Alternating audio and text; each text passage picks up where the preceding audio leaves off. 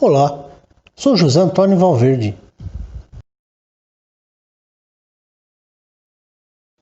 e junto com Nelson Oliveira e Paulo Cícero formamos a Tríade Associados.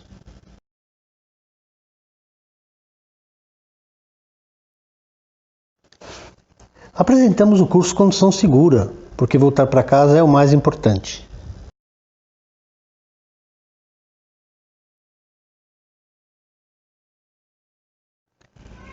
Serão 3 videoaulas, um apêndice, um arquivo em PDF que você pode dar download e um certificado para aqueles que realizarem a nossa avaliação que está disponível no nosso Facebook e no nosso site.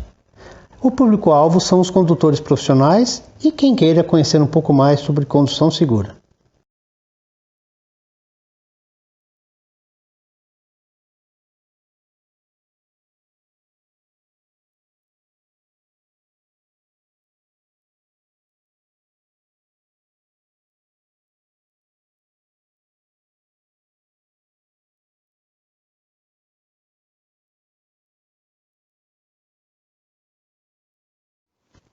Começamos o módulo com as estatísticas que não são boas. O Brasil ainda é, lamentavelmente, um dos campeões em acidentes com mortes no trânsito. Variamos ali entre o primeiro, o segundo e terceiro lugares há décadas. E isso levando em conta que estatísticas no Brasil, em especial as estatísticas de acidentes, não são tão precisas ou rápidas. Por exemplo, só são registradas como mortes no trânsito aquelas em que as vítimas falecem no local do acidente, excetuando aquelas que morrem depois, mesmo que em consequência de um acidente de trânsito.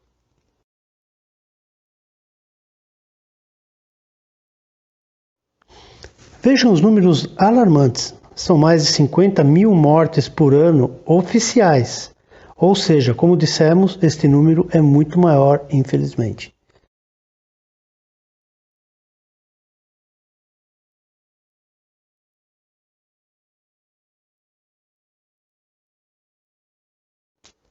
E quem está morrendo é a força jovem do país.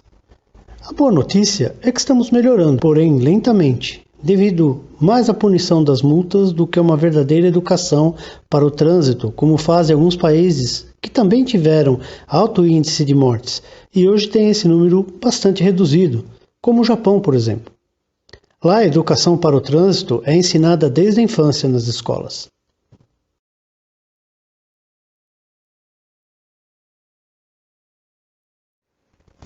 Claro que podemos pensar que a maioria dos acidentes acontecem de noite, com chuva ou em curvas, não é mesmo? A verdade não é bem essa. 90% dos acidentes ocorrem de dia, 85% tempo bom, com sol, e 66% na reta.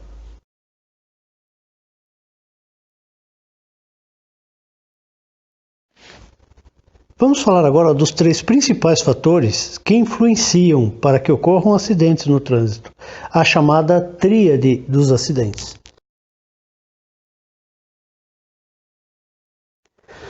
São eles o fator humano, as vias e leis e os veículos.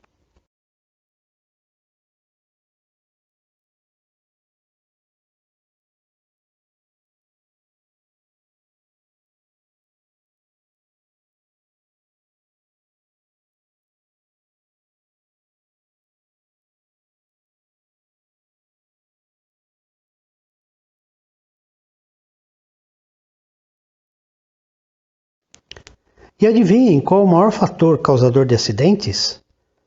Quem disse as estradas esburacadas, mal feitas ou sem manutenção, errou. Ou então os veículos velhos sem manutenção, sem freios ou pneus ruins, errou de novo. Claro que sim, o maior fator é o fator humano. Ele é o maior causador de acidentes, ou seja, nós mesmos.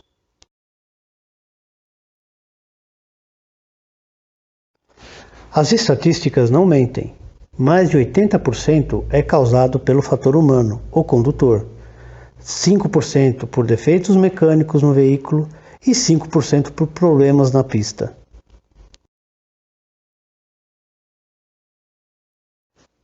Aqui nesse módulo 1 trataremos os fatores humanos nos acidentes.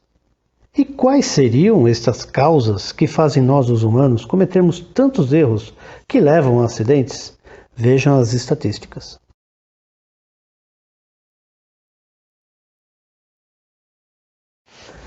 São eles a falta de atenção, a velocidade incompatível, o uso de álcool e entorpecentes, não manter a distância regulamentar do veículo da frente e a desobediência à sinalização.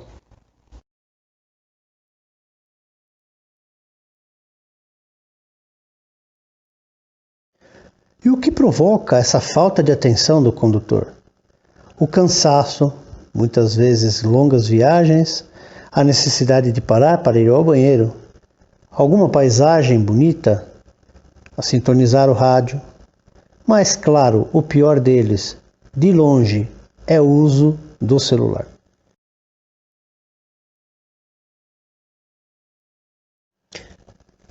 É claro que o celular trouxe uma comodidade enorme, uma comunicação mais rápida e eficiente, um uso de GPS, aplicativos super bacanas e até mesmo poder assistir este curso, não é mesmo? Porém, realizar estas atividades dirigindo pode ser fatal.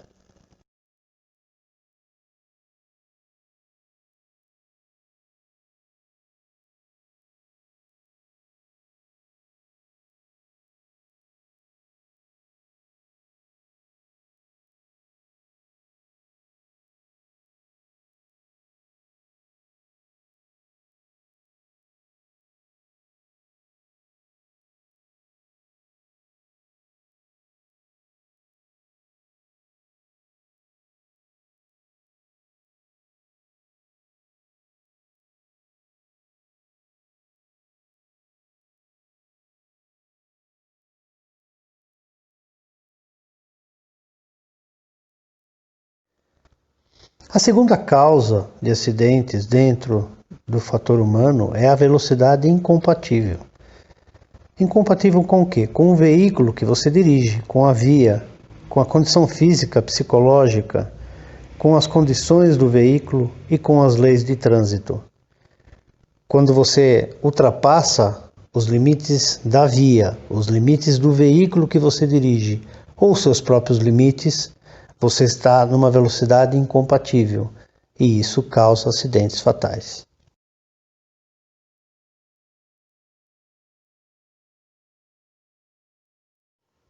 Observem que uma redução de 5% na velocidade média resulta numa redução de 30% em acidentes fatais.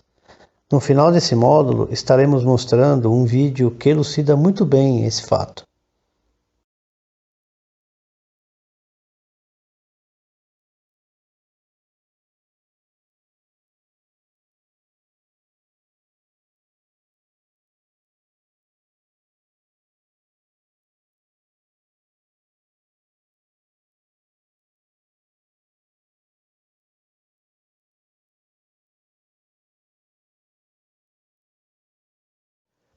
A próxima causa de acidentes fatais, dentro dos fatores humanos, é o uso de álcool e de entorpecentes.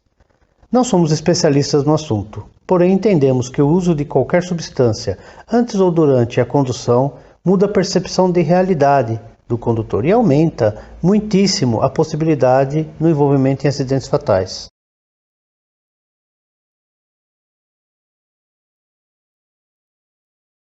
O uso de bafômetros ou exame toxicológico obrigatório para condutores profissionais ajuda, porém não resolvem o problema. O ato de dirigir um veículo de qualquer tamanho exige responsabilidade com a sua vida e com a dos outros. Fique vivo, porque voltar para casa é o mais importante, não é mesmo?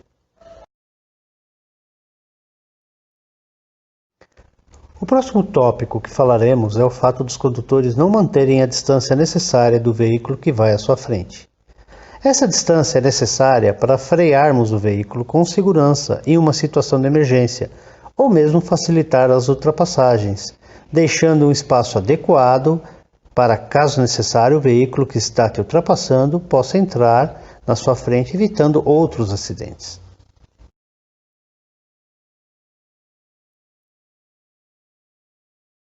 Muitos conhecem a regra dos 2 segundos Porém, ela não serve para todos os veículos, sendo que os de carga e de passageiros necessitam uma distância muito maior do veículo à frente.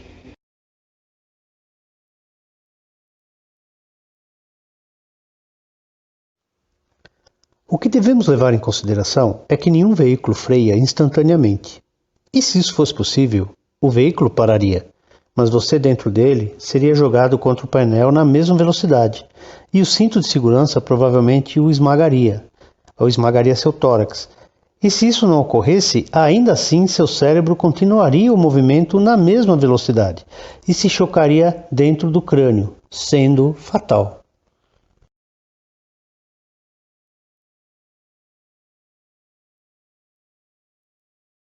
Falaremos agora o que é tempo de reação, já mencionado antes aqui.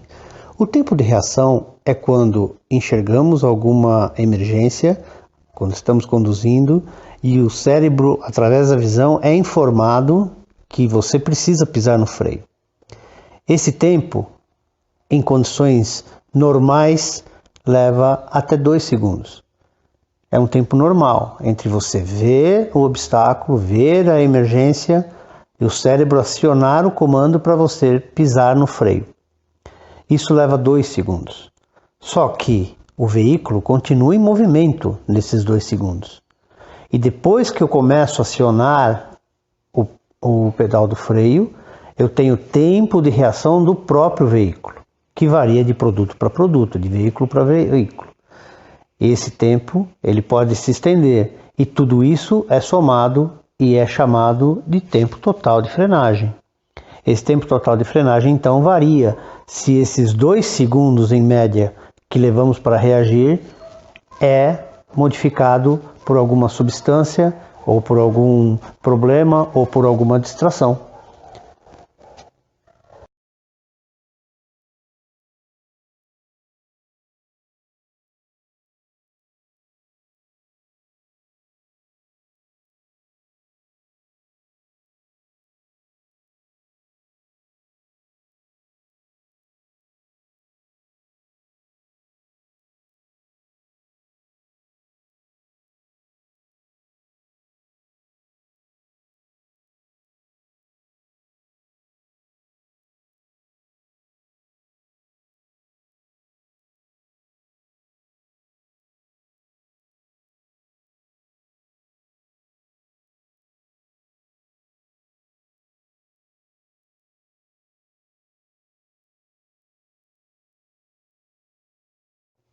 Falamos então dos 2 segundos, pelo menos, que o cérebro necessita entre identificar a emergência e você acionar o freio, além do tempo que o veículo precisa entre ser acionado o freio e ele frear totalmente. Isso pode mudar de acordo com a velocidade que estamos. Então, se estamos numa alta velocidade, em 2 segundos nós vamos percorrer uma distância maior. O caminhão ou o ônibus vai precisar de um tempo maior para frear. Quanto maior a velocidade, exponencialmente vamos precisar de mais espaço, como veremos no final num vídeo muito esclarecedor sobre isso. Portanto, manter a distância é o que garante que você vai evitar acidentes. Quanto maior a velocidade, maior a distância que você tem que ter do veículo da frente. E claro, como já vimos, respeitando os limites do veículo, os limites da pista, os limites legais e os seus limites. Isso é fundamental para que esses 2 segundos mais o tempo de frenagem do caminhão ou ônibus consiga frear totalmente o veículo antes de acontecer um acidente.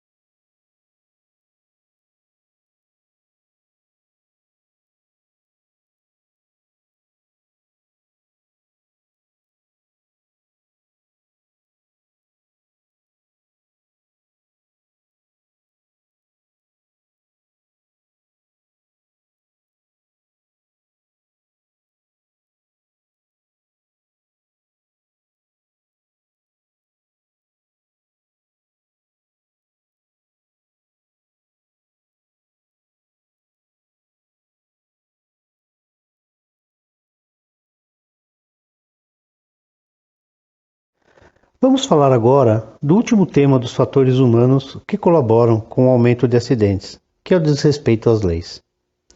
Ora, por que desrespeitamos as leis de trânsito? Muitos condutores violam as leis de trânsito por desconhecimento dessas leis ou da própria sinalização.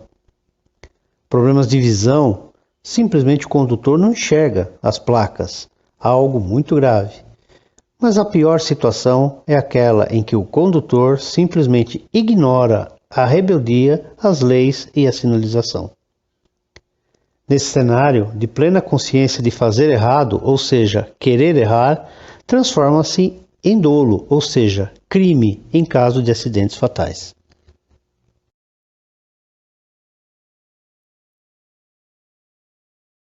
Na rodovia movimentada, eles andam iguais aos carros, na mesma velocidade, às vezes até mais velozes. A tecnologia dos motores permitiu que as carretas e caminhões ficassem tão ágeis que muitas vezes quem está ao volante só se lembra que está transportando um peso enorme quando precisa frear. Se você estiver pesado, embalado, fica meio difícil para você segurar. Por isso, um pequeno excesso de velocidade pode representar um grande perigo. Para provar isso, nós trouxemos o veículo aqui para uma pista de testes e quem vai ajudar a gente nesse teste é o César Uniani, que é piloto. César, o que a gente vai poder mostrar? Bom, nós vamos mostrar exatamente isso, que por mais que seja pequenas velocidades, essa velocidade em aceleração não representa muito, porém o problema é a hora que você precisa parar. A ideia aqui é manter a velocidade de 30 km por hora, eu vou dar uma pancada no freio, simulando uma situação de emergência. Vamos lá, 30 km por hora cravados, 3, 2, 1, freio! Freio exatamente aqui. Então vamos lá, 1, 2, 3, 4. 4 passos para o caminhão parar. Vamos sinalizar aqui aonde o caminhão parou. Muito bem. Agora eu vou dobrar a velocidade, vou vir a 60 km por hora. Se eu levei 4 passos, devo levar agora mais 4. E nós vamos sinalizar esse ponto. Vamos ver o que vai dar. Dobrei a velocidade, agora estou a 60 km por hora. 3, 2, 1...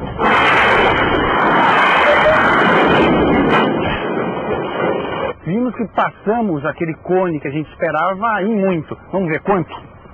A primeira frenagem aconteceu aqui, 30 km por hora. Percorri 4 metros para parar o carro. Resolvi dobrar a velocidade e frear no mesmo ponto. Em teoria, deveria parar mais 4 metros, o dobro. No entanto, o que aconteceu? Foi parar 25 metros. Se ali fosse uma parede, o caminhão teria entrado todinho dentro desse obstáculo. Caminhoneiro há mais de 20 anos, seu Paulo acompanhou todo o teste e ficou impressionado. Nunca imaginei, não imagino que levaria toda essa distância para parar. Você pode enganar a lei do trânsito, andando 10 km a mais, mas você nunca vai enganar a lei da física.